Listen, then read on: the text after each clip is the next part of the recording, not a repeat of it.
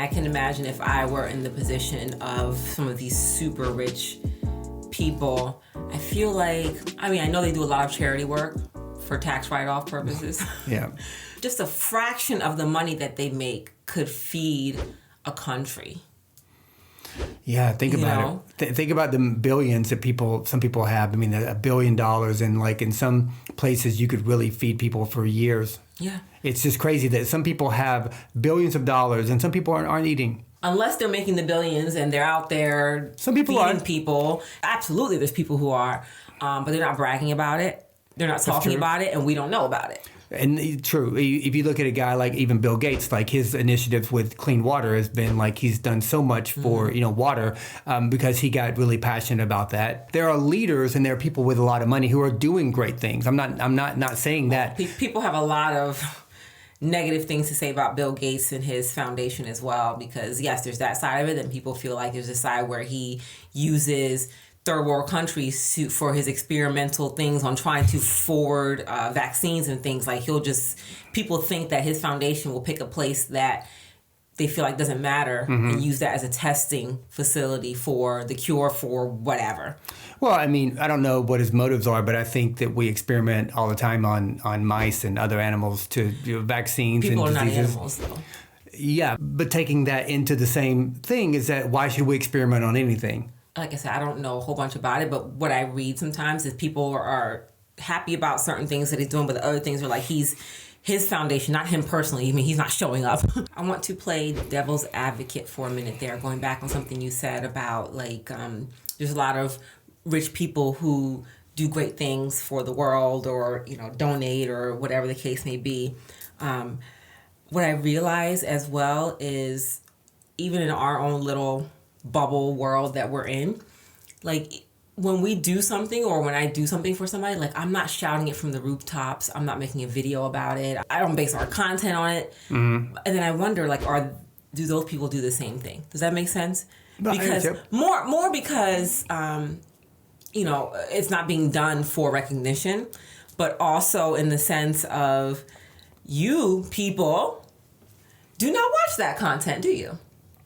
Do they? No, you're right. So sometimes we try to make heartfelt content, and it's not about soothing our egos that we want people to say, oh, they did this. It's that I think it's positive. I think it's inspiring when you make a great positive video. People don't want to see that. They want to be entertained by more drama than positivity. Yep. And that's kind of a problem as well. It's probably the same reason why we uplift these people who are great business leaders instead of the people who are actually have great feel-good stories. That's why the news is always fire, murder. It's not like here's all the people who helped the old lady across the street with the groceries. At the last second, they'll say, and here's one good news story. It's drama and negativity is way more applauded than anything else in our society.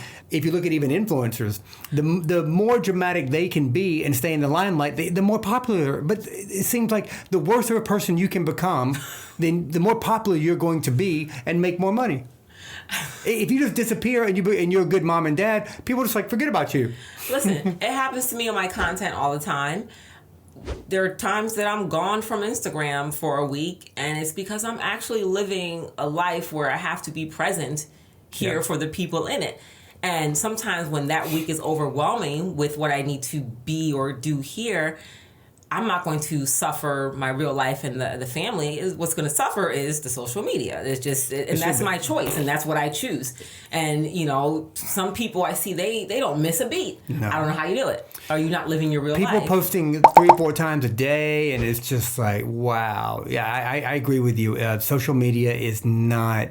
Is not important. Simple as that. It's not going to be a priority over anything that's real and tangible to what I'm doing. It's our business, and I don't say neglect it because it's our business, but I also know that me disappearing from this household for a week will have way more of an impact than me disappearing from social media for a week. Absolutely. So it's just not...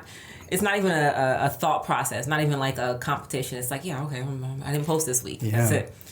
I want to ask people there, what do you think about our heroes in society, the people that are our heroes? Do you think it's a good thing that business leaders, as opposed to the people who are trying to be good moms and dads, or charitable leaders, or the local guy at the YMCA, or anybody who is sacrificing more for people, the people who are sacrificing for other people are not our heroes. It's the people that are making a lot of money.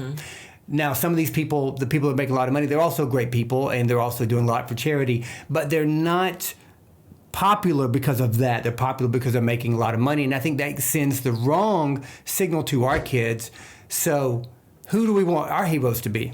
Our kids. Yep. I think, I go back to thinking about like Gandhi or Mother Teresa. They're popular for their charitable sacrifices, but also because they had nothing. They had nothing, right? I feel like if they were rich and doing the same things, people would be like, oh, okay, but how much money did you make this month? And, whatever. It's like you have to be completely desolate and helping others for people to take notice. Yeah. Or you're rich and no one's going to notice what you do on the other end of it or care about it. Or if you try and do a story about it, it'll be the least viewed thing on your platform. But if you talk about, I just flipped this $1 into 1 million today, it's going to be all over the place. And again, I think it's just the society we live in because people want to make money. And there's nothing wrong with making money. No. I want to make money. It's great. Let's make money. But we have to, I think, balance it with the other side. Yeah, let's be clear. Let's make a lot of money. Yeah. I want to make a lot of money because time freedom makes your life better, and you can, buy nice cars if you want them. I mean, listen, I want to make money, but I want to be a better dad than I am an entrepreneur. Yeah. At some stage in my kid's life, I want to be their hero. Obviously not forever, or you be their hero.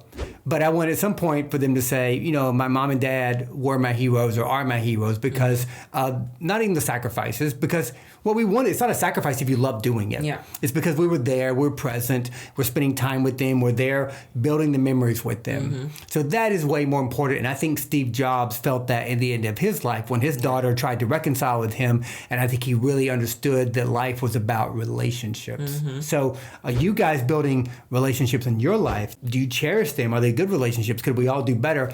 And are the heroes in our society, are they appropriate? If they're not, then we could all change that. But I think you made a good point, is that be the great people you are with your tribe, and then be their heroes. We have an opportunity to be heroes to 3 kids right now, and nothing could be a greater reward than that. Absolutely.